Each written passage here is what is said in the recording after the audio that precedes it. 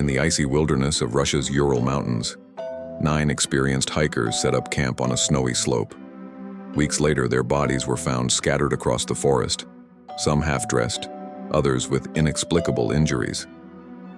What happened that night remains one of the most haunting mysteries in history. The year was 1959, and the Dyatlov Pass was a remote, unforgiving landscape of snow-covered pines and jagged peaks. Igor Dyatlov, a 23-year-old engineering student, led a group of 8 fellow hikers on an expedition to reach Otorten, a mountain whose name in the local Mansi language meant, "Don't go there." The group was well prepared for the harsh conditions, but nothing could have prepared them for what awaited them on that fateful night. On February 1st, the hikers set up camp on the slopes of Kolachakal, or Dead Mountain.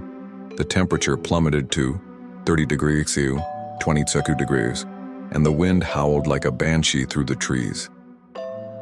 That night, something forced the hikers to flee their tent in a panic.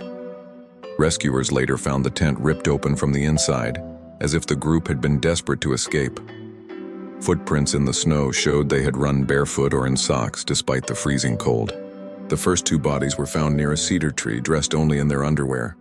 They had died of hypothermia. Further into the forest, 3 more bodies were discovered, including Dyatlov's. These hikers had suffered horrific injuries. One had a fractured skull, another had crushed ribs, and a third was missing her tongue and eyes.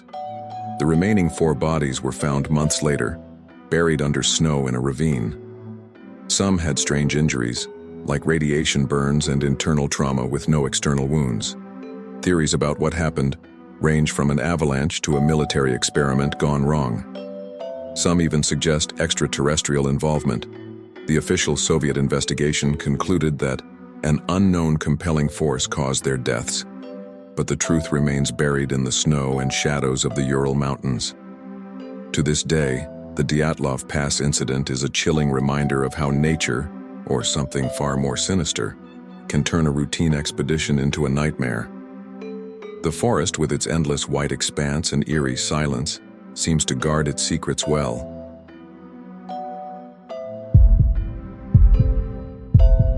In 1981, a quiet family vacation in the woods of Keddie, California, turned into a bloodbath.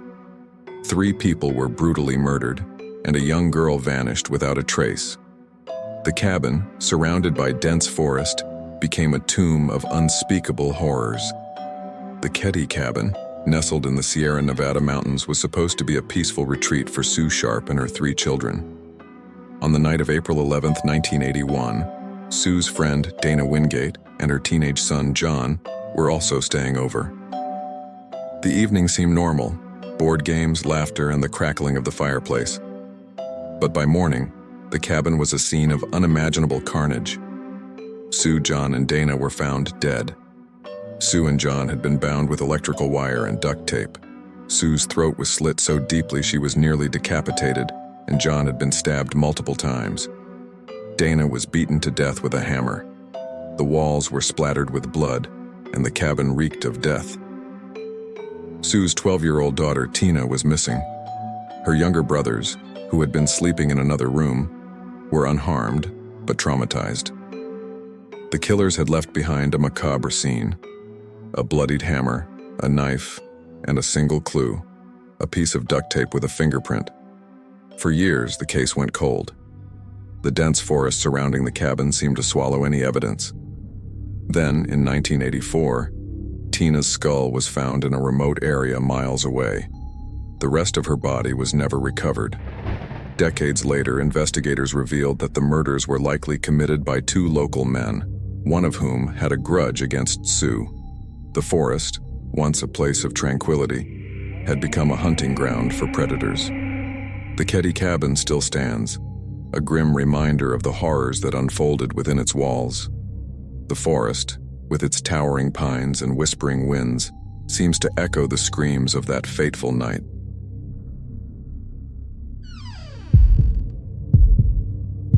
In 2012, a family of 4 went on a camping trip in the Black Forest of Colorado.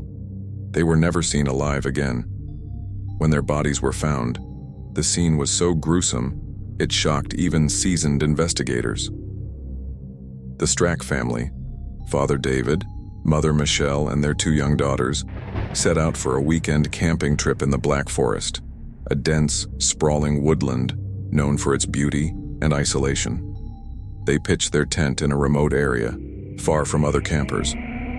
But their idyllic getaway turned into a nightmare. Days after they failed to return home, a search party was organized. What they found was horrifying. The family's campsite was a scene of chaos. Torn tents, scattered belongings, and bloodstains on the ground. David's body was found first, riddled with gunshot wounds. Nearby, Michelle and the 2 girls were discovered in a shallow grave. They had been shot execution style. The killer, a man named Harry Mapps, was a drifter who had been living in the forest. He had stumbled upon the family's campsite and, for reasons unknown, decided to slaughter them. Mapps was later found dead in the forest, having taken his own life. In his makeshift shelter, investigators found a diary filled with disturbing ramblings about cleansing the forest. The Black Forest, once a place of natural beauty, became synonymous with terror. The dense trees and winding trails seemed to hide the echoes of the family's final moments. The Strack family's murder is a grim reminder that even the most serene places can harbor unspeakable evil.